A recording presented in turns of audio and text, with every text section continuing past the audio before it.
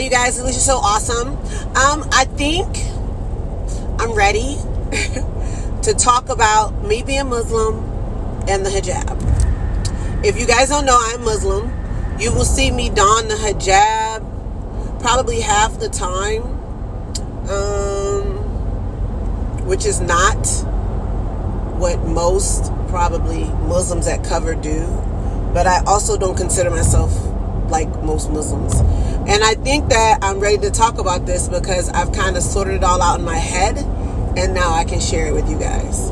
I was born Christian, right? My whole life. There's deacons and pastors and bishops, and my mother is a very, very, very, very, very strong believer in Christianity. And I am too, right? I was raised to be Christian all the way through college. When I got to nursing school, I probably had a lot going on. Not probably. I had a lot going on once I got into nursing school. I was in a long-term relationship. I was with somebody who was Muslim and who was strong in Islam, and I was not really with that. I was raised Christian. I was taught certain things, and I was taught Islam is not the way, right? I was taught that they believe in Allah, which is not God, which was not true. I was just taught a lot of things that were not true or consistent with Islam. So I had a lot of prejudices towards Muslims, just in my mind in general. It was just a lot I didn't know. I believed what people told me. Oh, they blow people up, or, you know, they are extremists and they kill people and they kill Christians, and this is not the way to go. I had a lot of misinformation. When I got into nursing school, my life was just haywire. I felt like it should be a positive part of my life, right? But there was a lot going on in my personal life that I just could not get a grasp on. It was crazy. I am a single mom, and at that time I was a single mom of when I initially started, my prerequisites, a toddler.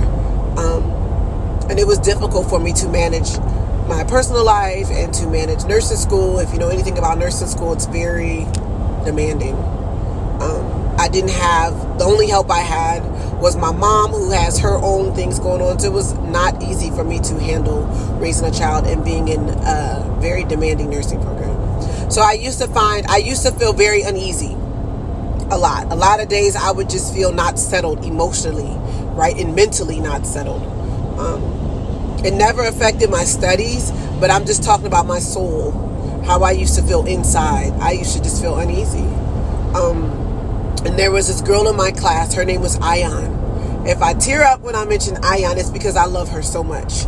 And she was always calm and comfortable, and I don't know, she just always seemed at peace, right? So I'll be honest with you, and I can tell you that I don't remember our initial conversation. I don't remember what our conversation was, but, I remember. We had to present somebody that we admired in my nursing class. I think I was in psych at this time. I was taking the psych prereq. I was taking the psych class in nursing, not prereq. And we had to present somebody that we admired. And I have, even before I became Muslim, I love what I know about Malcolm X. I read his book. I looked over a lot of documentaries, the movies. What I know about him, I loved. And I presented him in class. And I started out by saying, today I'm going to present Malcolm X. I feel like this is my husband. This is a man that should have been my husband, but I was born too late, right? This is how I started out. And the class looked at me like, because, people have their own misconceptions about him and, what they know about him to be true. So I made that one-liner and everybody's looking like, really? So then I persist to go on and tell them what I know about him. And after class, 𝗖𝗢𝗡𝗦𝗡𝗥𝗧𝗜𝗡 said something to me. And she was like, you admire him? And I was like, yeah, I admire his strength. I admire him for him having all that, him being able to tackle racism at that time. Look what we're going through now at this time. At that time, it was worse. And he had a lot of guts. And he was just super duper strong. And I can admire that, right? So So she, tells me like, basically breaks down to me Islam in a short way. And I'm telling her, like, it's not necessarily Islam that I admired about him. It's not necessarily him being Muslim. It's just him as a person, his qualities, his attributes. Like, God, I wish I had that strength. I just wish he was here is what I was telling her, so I could just have a conversation with him. Just, shoot some things past him and just see what he thinks and see his opinion on things. Like, I just admire him as a person. And she was like, he was a strong Muslim, for what he believed in. And I was like, yeah, I've heard that before. And I was like, but Muslims are crazy. This is what I'm telling her, right? She's Muslim. She dons a hijab, like she's Muslim, right? Very strong faith, very good person. And I'm like, yeah, Muslims are crazy. They blow people up, they kill people, they cut people's hands off. I don't admire him being a Muslim. I just admire his attributes. And she's like, that's not true. And I'm like, my boyfriend is Muslim. This is what I told her at the time. My boyfriend is Muslim. And some of the things I ask him, he tell me are true. And she's like, really? And I'm like, yeah. Like, some of the things I asked, like, is it true, an eye for an eye? And all that stuff. Is it true if you're a thief over there that cut your hand off? Like, he be telling me, like, some of that stuff does happen. And she was like, I can show you what I believe in. I can show you Islam. Like, and I'm like, oh, I'm Christian. Like, this is not going to work, right? Like, I cannot do that. Like, I cannot. She's like, just you come to prayer with me. And if you come to prayer with me, you don't have to say our prayer. I'm like, yeah, because you guys are speaking another language. I don't know what y'all are saying. Like, y'all could be worshiping the devil. Like, I don't know. Mad disrespectful, right? Now that I look at the conversation, I was mad disrespectful. I was just uneducated. So to make a long story short, the weeks went by and I was still having a lot of disarray. She would check on me, right? But I was still just uncomfortable at times and just personally just going through a lot. It was like a mental and emotional warfare is what I call it. And but holding it together as best I could because I have a seed and I had a child and I had to be strong. But mentally I was not okay. So I text her one day and I'm like, I'll go to prayer with you, but I'm not praying with you. I'm not standing up with you guys. I'm not how you guys bow down. Like, I'm not doing any of that, but I will go.